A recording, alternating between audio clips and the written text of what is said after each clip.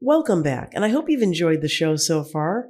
I hope you've learned about the realities of child sex trafficking and gotten some hope as well to learn that there are great efforts underway to eliminate and eradicate this filthy cancer from our planet. Now it's time for all of us to sit back and relax a little bit, and I'm going to go through some of your questions. I wish I could answer all of them, but I literally get hundreds a day across my email and my social media. So I'm going to try to do these Ask Dr. Jane segments a little more frequently so that we can cover more and more of your questions. Because, after all, I started this entire effort which ended up developing into a show to reach even more people with the focus of getting information and education out to as many people as possible. So that's where I want to continue to concentrate my energies and my resources. Now, before we jump in, I just want to thank Mike Lindell again, who's always sponsored the Dr. Jane Ruby segments from day one. Don't Christmas shop at those big box stores that took your money while the government shut down your businesses. Go to mypillow.com and mystore.com. Check mystore.com out for all kinds of household items and gifts, not to mention the pillows, the sheets, the towels, the children's fluffy Noah's Ark blankets, and the slippers for the entire family. You won't believe the construction and the value you get. But go there for all of your holiday gifts, mypillow.com and mystore.com. Don't forget to use the promo code RUBY for huge savings and huge reductions, right? Without further ado, let's start with the first question, because I know you're anxious to go there. The first question comes from Stace S. And she says, "Hi, Dr. Jane. Are there doctors looking into ways they can restore taste and smell to those of us who never regained it fully after COVID? And what tests can be done to see if there's permanent damage?" Well, let me start with the first question, part of your question. There are people working on restoring your sense of taste and smell. I had whatever this flu was in March of 2020, and I lost my sense of taste and smell for over a year. And it's a serious issue because if you can't smell, you wouldn't smell like smoke from the kitchen or something changing in your environment. So I found some different companies. I'm not going to name them because I'm not promoting anything in particular. But if you do a search online, you'll find companies that have like smell retraining, and that kind of if there is damage to your olfactory nerve, that can maybe help you develop maybe a new nerve pathway around that. Of course, it depends on how long what the damage is, the extent of it. We don't really know. We should be doing studies in that area. And then what tests can be done to see if there's permanent damage. I do believe if you go to an ear, nose, and throat doctor, that's a physician specialist, or it's an ENT nurse practitioner, they have a battery of tests that will assess the status of your olfactory nerve. So I think it's really important. And I wanted people to know that there are resources for that. Question 2 comes from Kim. "Hi, Dr. Jane. Do you think organic food is being tampered with in any way? I pay the extra money hoping it's worth it." Well, let me say this. It's always a better choice than food that has been treated with God knows what. What I would say to you is, though, once again, depending on others, to make sure you're getting the healthiest food is not always the best way to go. And if you have the opportunity to grow it in your own land, I recommend that. Learn organic approaches. Secondly, the Tower Garden. I only promote products that are worthwhile, that are relating to what we're going through right now. So if you're interested in a Tower Garden, you can do 12 months, no interest. It's incredible. You can grow it in your basement if you live up in the north.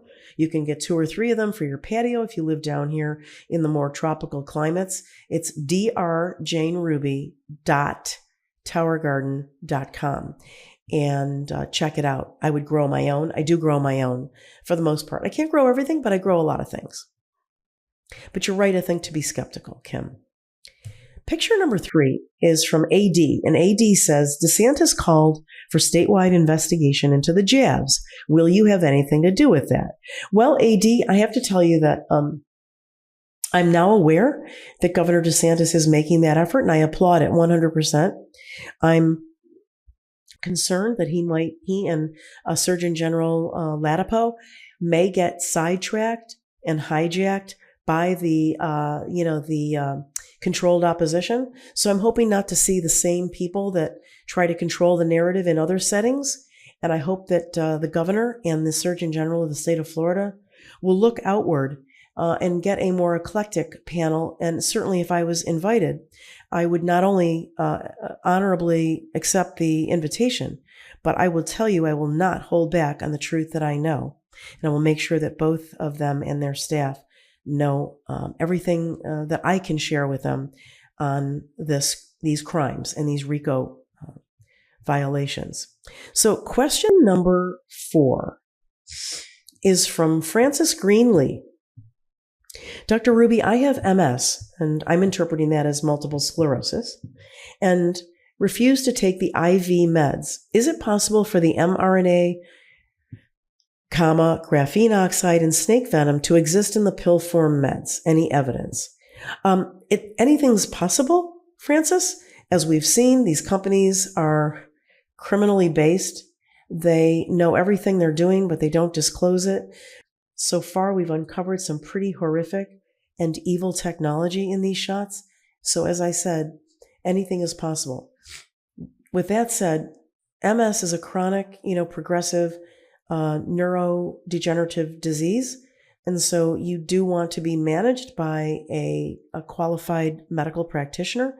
And I would do my best, if I were you, to find someone who's not a murderer, who's not an MD, who's been pushing shots and things like that, and seek out good evaluation, maybe a naturopath who specializes in MS, and maybe start to build a more natural approach to managing your chronic situation.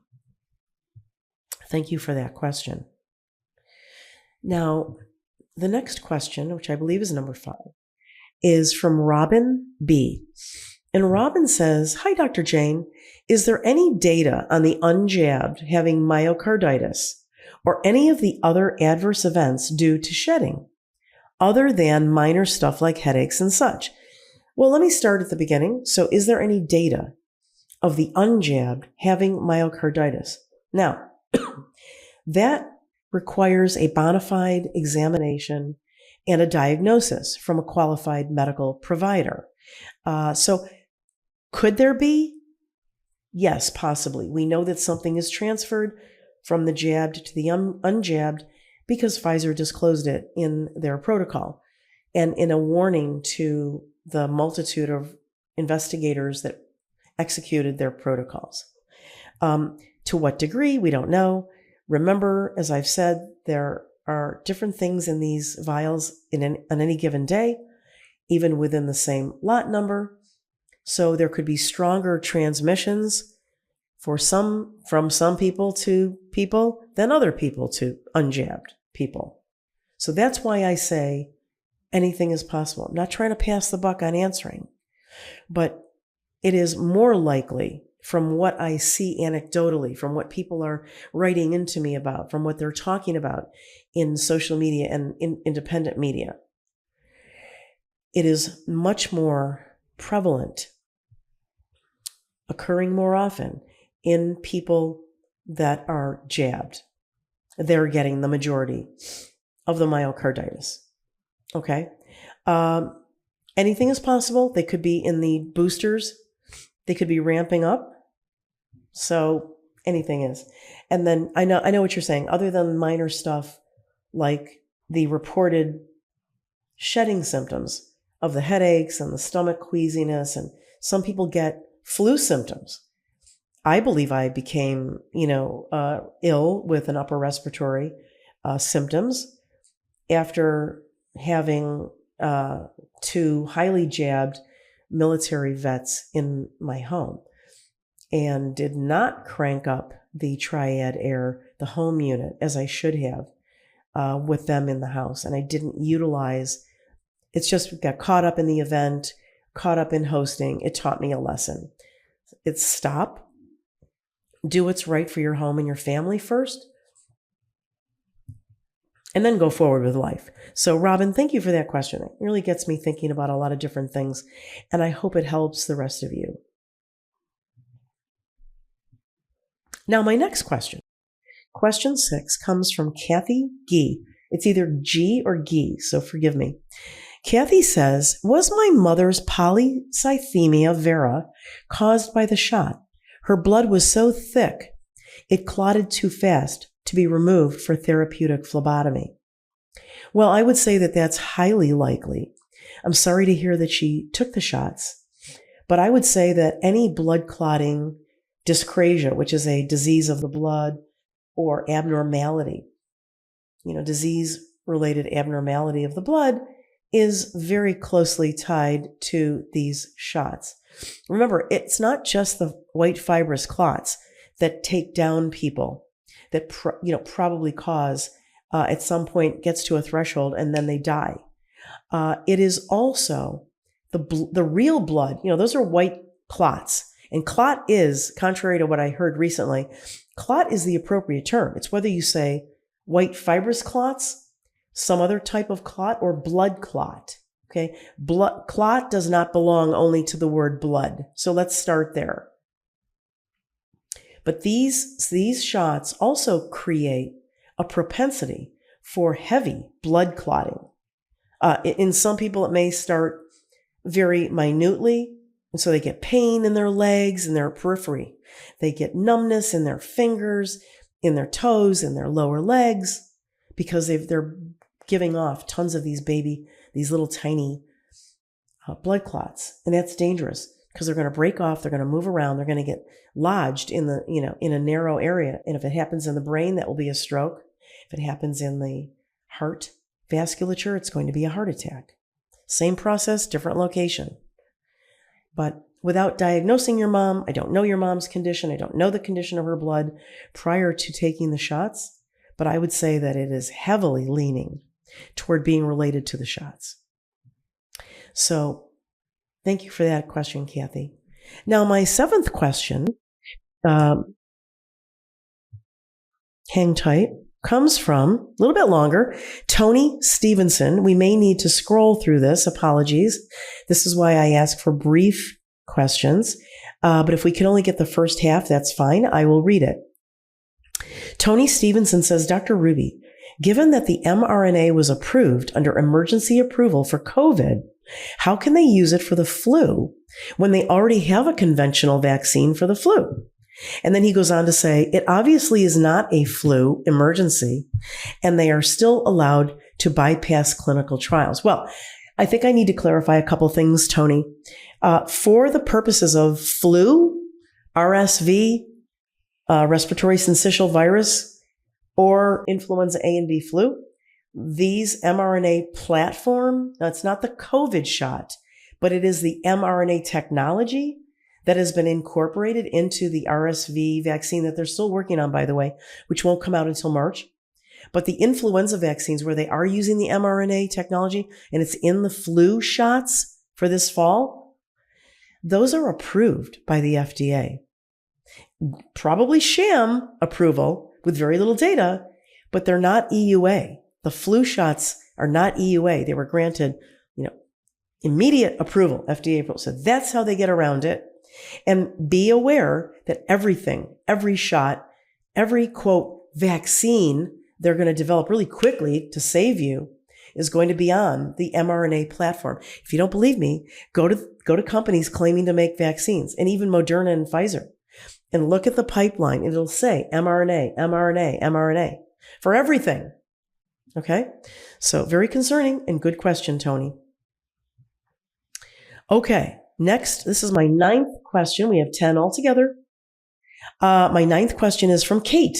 And Kate asks me, can you destroy mRNA in food with high temperature? Well, here's the caveat. mRNA, we're assuming that's modified RNA, or even if it was messenger RNA that God created. Any kind of genetic material is not supposed to be outside of the human nucleus. And then that's within the cell. What I want you to understand is that the genetic material cannot survive outside of the human nucleus unless it is protected and encased in some kind of transporter. That's how it gets from your arm after injection of these bioweapon shots into every cell in your body, and then it burrows its way into your nuclei and it fuses, and then it's a messenger. It's a signal. to use your already existing DNA machinery to do God knows what, but we've been told make billions of spike proteins, this toxic antigen. So can it survive? Only if it's in a protective transporter type situation. And that's why the lipid nanoparticles are so important to their problem. But to have plain, bare, RNA or genetic material on a piece of lettuce, that's silly. Doesn't even make sense. But it gets a lot of clickbait. So I guess people continue to talk about it. So my last question comes from Mouse. I just kind of like that. Just kind of like that name. It's kind of cute. Hi, Dr. Jane. Could jab shedding cause an unjabbed person to develop chronic urticaria? Now that's chronically having hives and itching. And I'm just going to say blanket statement, again, like I said earlier, to a similar question. Anything is possible. Anything could be related to these shots because all bets are off. And you saw those 8 pages in the Pfizer document in the data dump where there were just hundreds and hundreds and hundreds of expected side effects. So yes, it can cause pretty much anything that's abnormal. However, what I say is to people as a caveat again, is when you develop something, if you've taken these shots, you have a serious issue, you always want to see a trusted medical care provider for an adequate evaluation to make sure that it's not something else. It's not all about this. Sometimes real heart problems begin. Sometimes real kidney problems begin that are unrelated to COVID, whatever that was, and the injections. So I want you to be aware of that. That's it for the Ask Dr. Jane questions. Before I close out, I want to thank all of you so much. You have been standing by my side in this lawsuit that Dr. Robert Malone has initiated against me. He's kind of cherry-picked the people he wants to sue because he wants to, I'm assuming, shut people up. So I've started a give, send, go so that he doesn't successfully wipe out, take my home, for hurting his feelings in social media. So if you want to help me, please pray for me. First and foremost, please ask God on my behalf for a hedge of protection in this situation, and that the lawsuit be dropped, that he come to reason. He is definitely outing himself as somebody who's not on our side and who's trying to shut down anyone's ability to question. And we don't want that in science and free speech. So I do appreciate your prayers. Please go to givesendgo.com/protect Dr. Jane. That's givesendgo.com/protect Dr. Jane. That's Dr. Jane, protect Dr. Jane. And in closing, I just want to thank Triad Air for the incredible products and for sponsoring the Dr. Jane Ruby Show, mostly always segment 3. So thank you so much. Go to filterssuck.com. That's filters with an S. And you'll never change a filter. It'll purify the air, cleanse out allergens, and give you great relief from shedding, according to the many, many people that have purchased these. They're fantastic. Don't forget to use the promo code RUBY for 10% off and free shipping, which you won't get anywhere else. That's it for today. Thank you for being with me. I feel your support and your love, and we are growing the show every day. Don't forget to go to my Rumble. It's Dr. Jane Ruby, and you're going to see coffee chats and surprise interaction. We're going to do a lot of fun things over there. But I need you to be with me there so that in case anything ever happens across all the other social media, you'll know where to come. So be in my family at Rumble, rumble.com/Dr. Jane Ruby. Have a great Wednesday. See you again on Friday. Take care.